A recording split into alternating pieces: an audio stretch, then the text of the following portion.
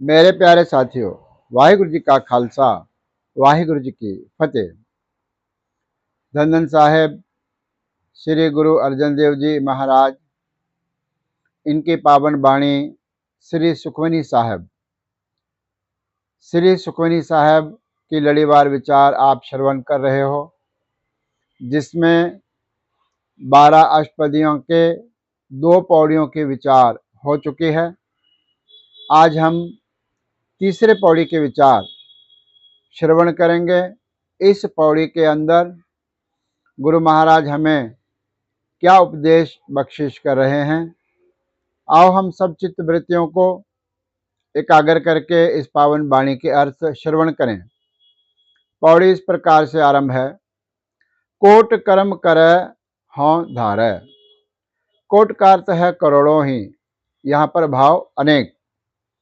अनेक ही कर्म करे, अलग अलग प्रकार के करोड़ों ही कोई कर्म करे, लेकिन हों धारे, साथ ही कर्म करते करते मन के अंदर हों का अर्थ है अहंकार, अभिमान, घमंड। जो अपने मन के अंदर अलग अलग प्रकार के कर्मों को करते हुए हौमे को धारता है, अर्थात अहंकार को धारता है। कर्म भी करता है, साथ ही अहंकार भी करता है। तपस्या भी करेगा, तपस्या का अहंकार करेगा। नाम भी जपेगा तो नाम जपने का अहंकार करेगा। ऐसे जितने भी कर्म करने वाले कर्मकांडी हैं, उनके बारे में आगे महाराज कहते हैं, श्रम पावे सगले बिरथारे। श्रम पावे का अर्थ है ये सब कर्मों को कर करके आखिर में वह व्यक्ति थक जाता है, श्रमित हो जाता है।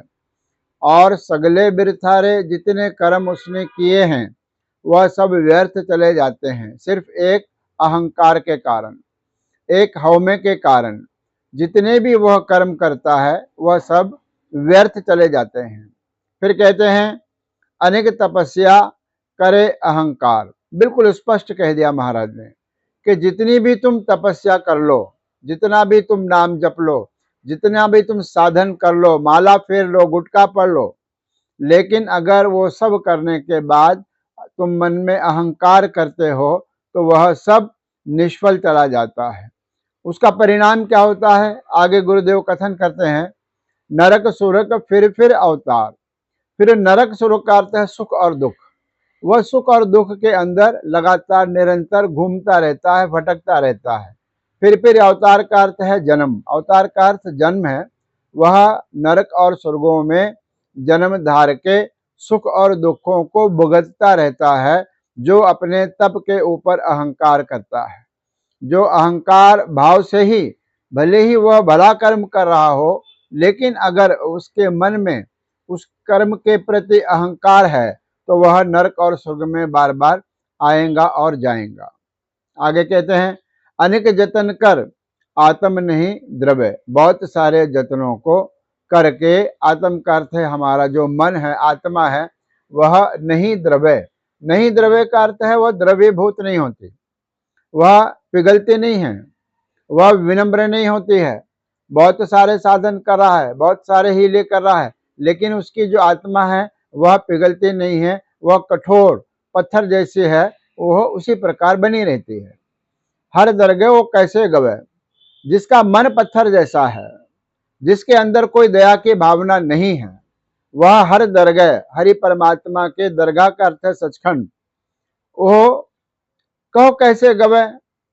वो महाराज कहते हैं कि किस प्रकार से वह गमन कर सकता है सचखंड तक, वह जा सकता है परमात्मा की दरगाह तक, कैसे जाएगा, कैसे गवे। गवे का अर्थ है जाना, पहुंचना।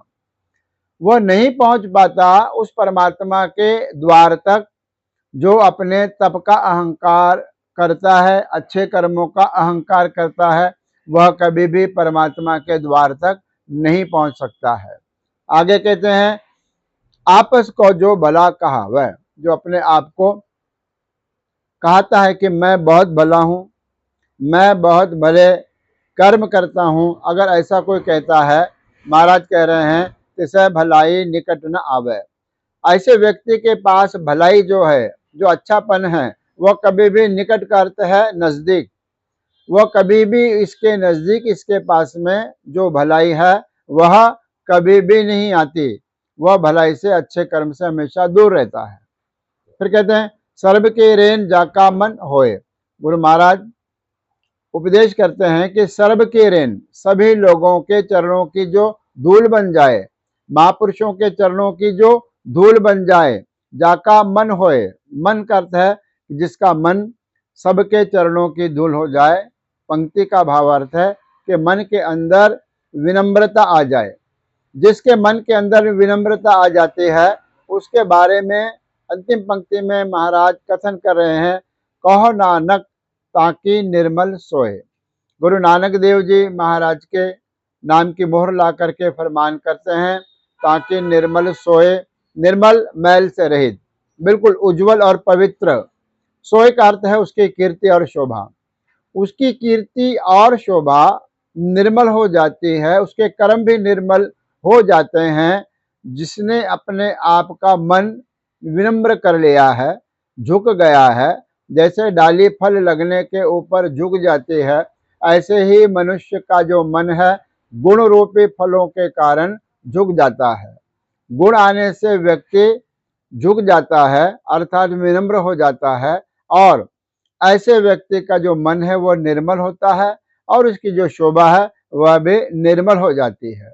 इस प्रकार से तीसरी पौड़ी में गुरु महाराज ने बड़ा सुंदर उपदेश हमें किया है। सभी को रिसाय किया हो उपदेश हमारे हृदय में संपूर्ण अगर नहीं तो थोड़ा मात्र भी बैठ जाए, हम उसको ग्रहण कर लें, तो हमारा जीवन, हमारा आना और हमारा जाना सफल हो सकता है। यह तीसरी पौड़ी के विचार। चौथी पौड़ी के विचार हम आने वाले समय में करेंगे। आज इतना ही। धन्यवाद।